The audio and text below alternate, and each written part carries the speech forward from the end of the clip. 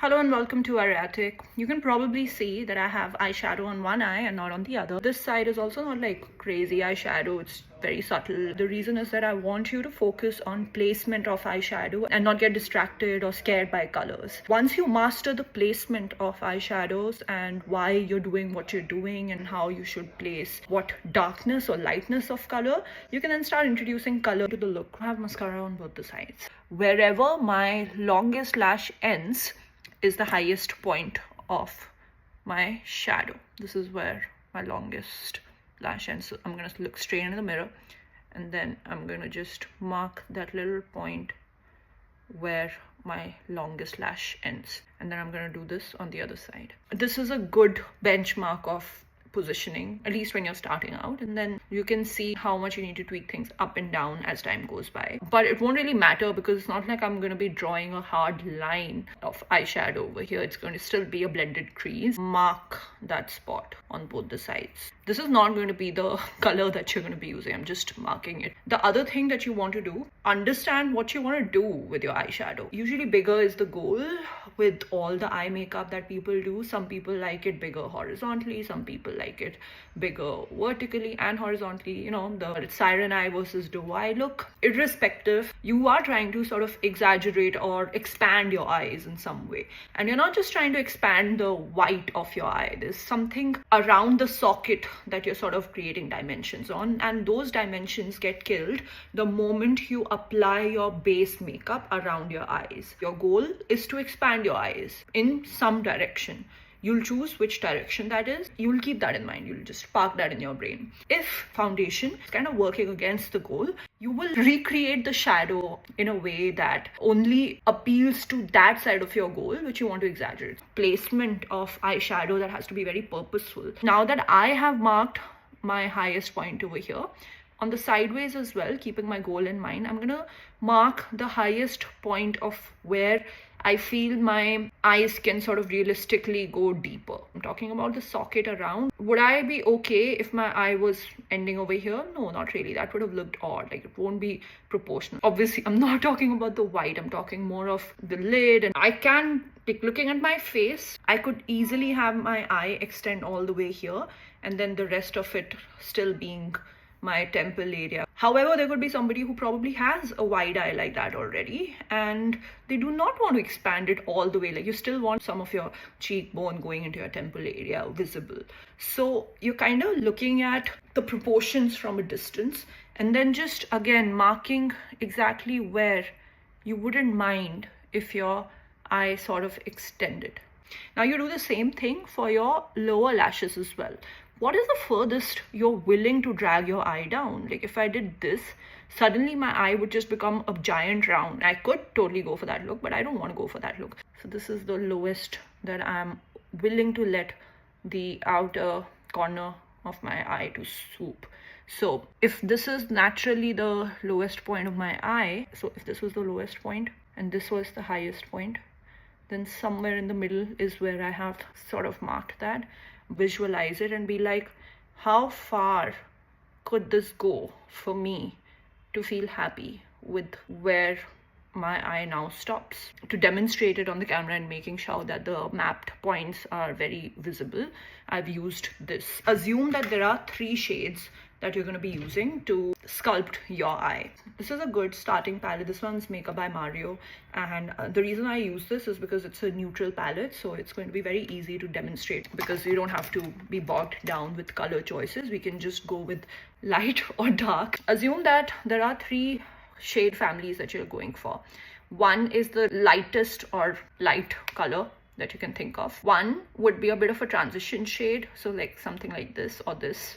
And the last one, I'm going to choose something slightly darker. It can be either this or this. I'm going to use this brush. This one's, I think, similar to MAC 217. Let me clean up some of that initial marking that I had made. If you're really new and you really feel like you need markings, you can always use the medium color of the 3 colors to just do this marking the way I had done with this really dark color. I'm going with that medium toned color. This one I'm loading on my brush. And then I'm just making sure that it's not too much of a patch suddenly, so I dab off some of the excess. So if you remember, this was the highest point where the lash ended, and this is where you make one marking. This was a shadow that we had created, which was like, this is the maximum I'm okay to let my eyeshadow to go, and you connect them like a rainbow. That rainbow is going to follow your crease line. Like when you have your eye open, it's first going to follow your crease line. Once you have sort of blocked the rainbow, you're going to blend it out, but this time you're going to blend it upwards, almost like parallel to your eyebrow line. And then for this section, I'm just going to move it again lower in a way that's sort of parallel to the crease line. And I'm not going to go too close because otherwise my eyes are going to start looking like very deep sockets. So I'm just going to stop slightly at the edge of my nose. And this is where I'm going to stop my eyeshadow. And then I could, if I want, darken this side of my nose, almost like as if this was a contour, and just darken it a little. Not exactly at the edge of the nose, but slightly towards the eye area. This area is puffy, so I can do this, but some people already have this section very sunken in because they have a stronger bridge, and in that case they wouldn't need that. In fact, it might be counterintuitive for them to do it.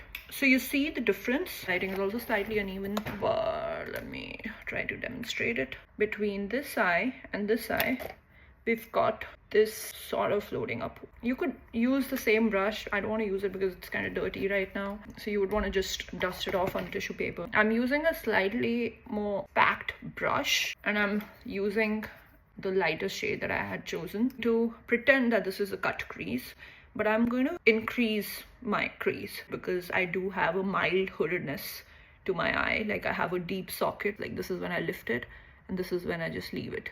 So there's definitely some room in my eyelid which is covered by my crease, which is why I keep my eyes open and I draw my cut crease slightly higher than my actual crease. And in this case, I'm trying to again be as parallel to my, like the rainbow that I'm making is going to be as parallel to my crease as possible. But the moment I cross my pupil, that gradient is going to flatten and go slightly up. We had that little floating transition crease shade. We had our little eyelid sort of blending into a cut crease shade, and I'm going to use a brush like this and use that darker color. Which dark color had we thought of? We can use this. I also use this a lot, but I'm just going to use this one, which is a slightly dark warm brown. I'm going to expand my lash line. First, again, I'm going to follow the natural line. Now that I have followed my natural line, I'm now going to extend it to that little point that I had made. And now that we have extended it, if this is my parallel to the eyebrow, I'm going to create another parallel to the eyebrow over here. And then I just blend it back into the natural lash line. The bottom, which is the bottom placement that we had done. But now I'm going to identify where my pupil is when I'll just look straight. And right above that pupil, I'm going to create slightly higher eyeliner line. So for my darkest color, which was this one, I used a line perpendicular to the pupil as my highest point. Clean up any funky little spots that I may have left. I'm going to use the highlighter that I had used on my face and a brush, which is kind of fluffy. You could, like I said, just stick to this brush as well, and then just go over all that area where we had made that cut crease of sorts. I'm just going to do a little bit of a flat winged eyeliner, and this sort of completes our eye look. This was the case when I wanted my eye to expand sideways. For an eye to expand higher up, you would not expand the edge so much. You would actually use more of the shadows over here, and maybe I can show you some mid-level variation of it. Let's see, that dark color. How I had sort of expanded my eye this way, I can actually just go back and darken the crease on the top a little bit. This is that section of the nose that I said we should contour. In this case, we would extend the lower eye a little further because we're saying that we want a round look now and not an elongated look. And this is a placement that we have done. Now we'll just blend it with a certain brush, and I'm gonna use that transition shade and move a little right sort of on the crease, just blending with the transition shade. And this is a more round or like upward elongated sort of an eyeline. Also, with this look, I would not do the wing this way. I would have not done my eyeliner line so thick. So I'm just trying to show you, like I'm just gonna erase it a little with a different eyeliner and show you how that would have looked. And even on the side, we wouldn't have gone this far, so I'm just cutting it all. I'm trying to remove it, but I don't want to use a makeup remover, otherwise it'll just get everywhere. Yeah. Now this one is a more round, more vertically lifted eye compared to the previous one, and obviously mascara is a game changer. Another game changer is to use fake lashes. Which fake lash should I use? This one's a half lash, so like this would expand my eyes slightly outwards, and the further out I would put my lash, the more expansion I will get. Sort of like this. Obviously, once you apply the lash, you have to match it with eyeliner as well, and I'm not in the mood to apply lashes with glue and do the entire thing. I intentionally used a very subtle eyeshadow look because I'm trying to focus more on placement and less on glamorizing it, because I feel like once you learn the placement with neutral colors, it's very easy for you to glamorize it as you go. So I'm just redoing some of this mascara. So yeah, that's all about it. I'm not doing the other side because I'm just gonna go wash my face. I just want you to demonstrate this look. Like I said, if you want me to make more videos like these, just tell me in the comments what you want me to talk about, and I shall try to cover it soon. I'll try to be more frequent posting.